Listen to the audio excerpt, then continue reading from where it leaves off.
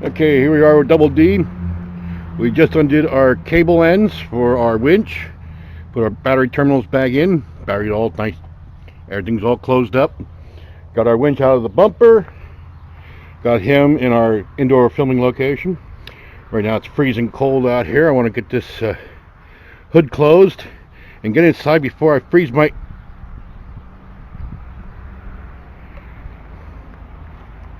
Oh, crap. Not again.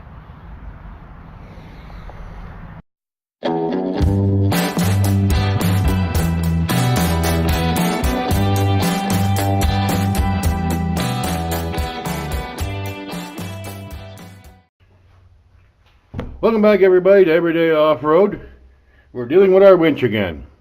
We got them down here now where we can actually test our controller up here to see if it's the controller that's bad or if we got a bad motor. As you can see, we have no cable. Took that off, and man, let me tell you, that 100 and so feet of 3/8 galvanized cable, that's heavy. So, first thing we need to do is get into our controller here. Now, the controller is held down to this winch with an Allen head under here and on the back side, and one over here. Now, sadly, I tried my darndest with an Allen wrench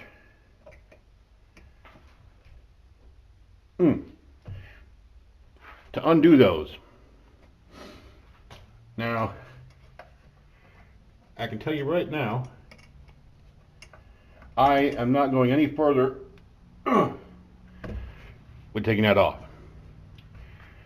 We have corrosion between dissimilar metals. Look, let's try that one again. We got corrosion between dissimilar metals. The hardware is stainless and the housing is cast aluminum. Corrosion got in there. Somebody did not put any C's in there to keep this from happening.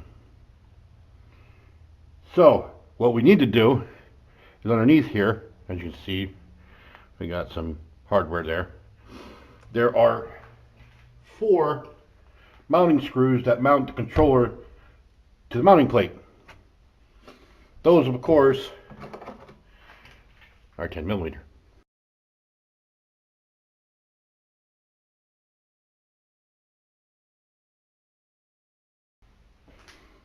There we go. All the hardware's off. So this should just pick straight up. Should pick straight up. What are we caught on here? Huh? It's the cables in the back. It's the cables. They're not very long. The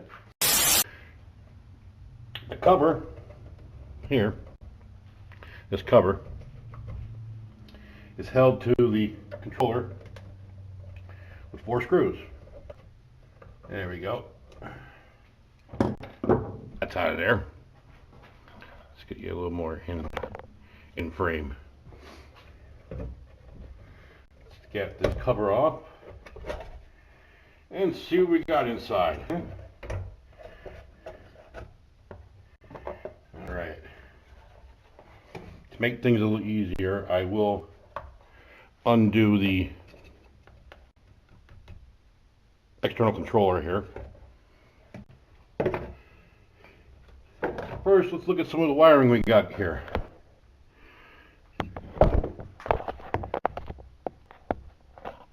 Now let's bring you around. Bring you around to this side. Ta-da! We have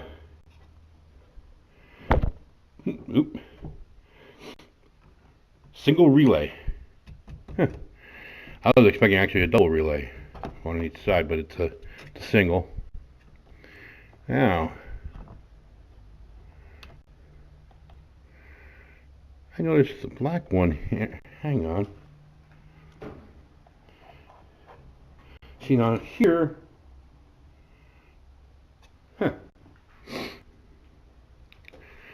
going by my chart, which if you remember from the last one, I kind of had some screwiness, but I redid it.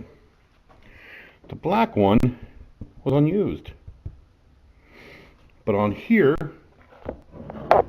we got our 4 wires coming in.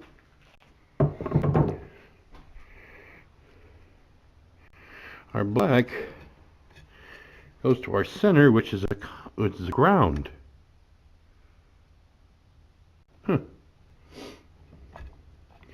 We got our brown, our blue, and our common, which takes power from one of the red wires here. I'm trying to wrap my head around how this relay works.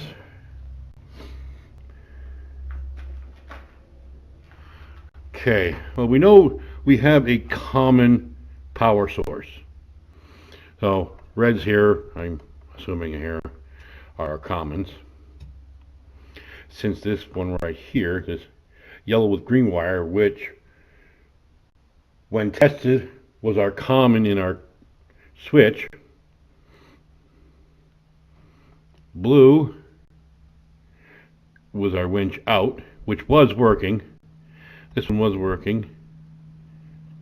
The winch in was not working.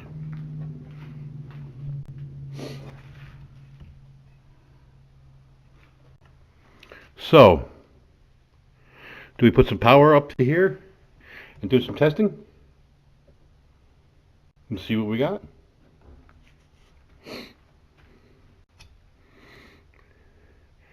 So for some reference down here, you got green and yellow. Our yellow goes to this side of our relay, which I'm going to assume blue is our winch out. So blue turns to yellow, yellow is our winch out. And our brown turns to green down here.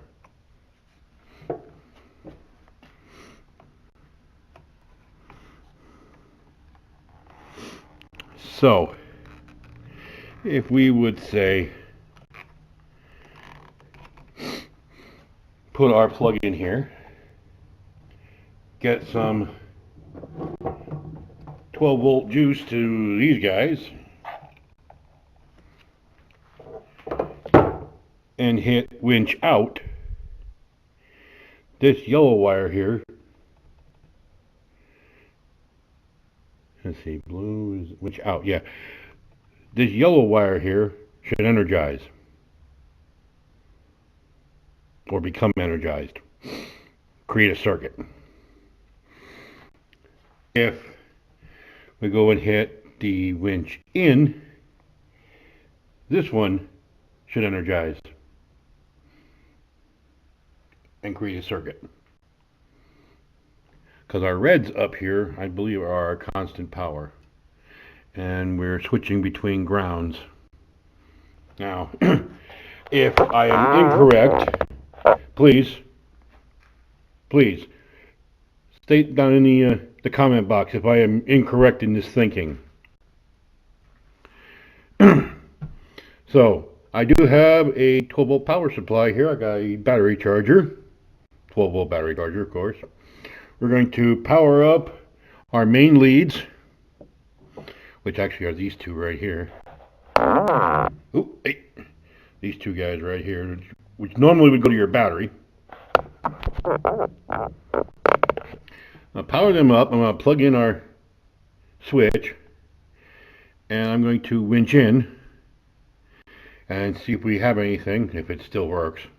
Here, it still works. And then we will test this right here, see if we have juice coming through this connector. What do you think? All right.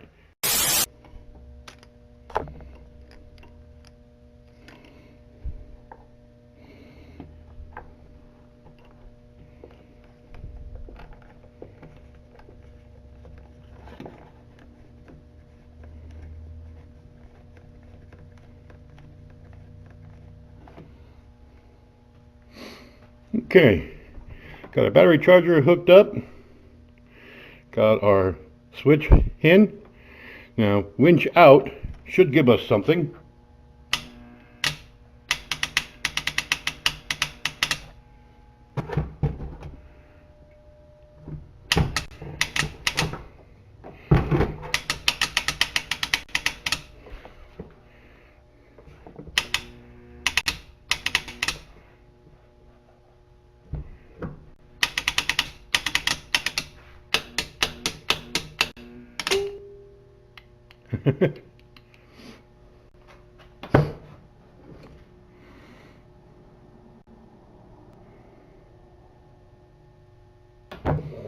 Okay, well, if you heard that, our winch out. Right now the battery charger can't kick out what this thing needs. But there is a definite difference in tone between the out and the in. Now, I think I'm just going to have to wait until I get a better power supply. Because our 10 amp battery charger ain't cutting it.